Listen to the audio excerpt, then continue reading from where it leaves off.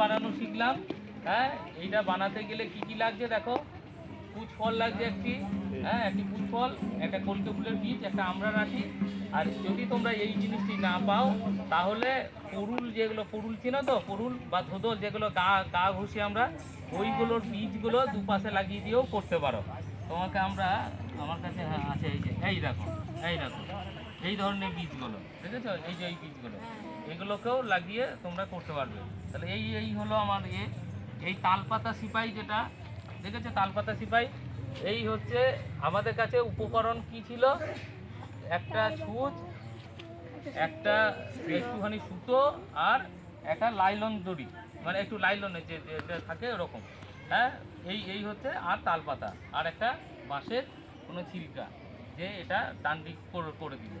তাহলে কি হলো, তোমাদের এই কটা নিয়ে আমরা কিন্তু আপসের বিষয়টা করতে পারি।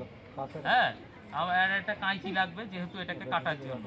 তোমরা যে কোনোভাবেই এইগুলোকে করতে পারো। আর যখন ঘোরাতে যাবে, এই যে দুটো আঙুল দেখছো, এই আঙুল দুটোকে ঠিক এরকম জায়গায়, মানে এই দুটো দুটো আঙুল আর এই একটা আঙুল, এইটাকে এরকম করে ধরতে হয়। কীরকম ধরতে হবে, এই দেখো এরকম, এই এই হলো। তাহলে এই জায়গাটা এরকম হলে কী হবে, তুমি এটা এই দেখো, অনেক ক্ষেত্রে হয় কি, অনেকে করে কি, হ্যাঁ এরকম করে ধরে ধরে এরকম এরকম করে, কিন্তু সেটা এরকম নয়।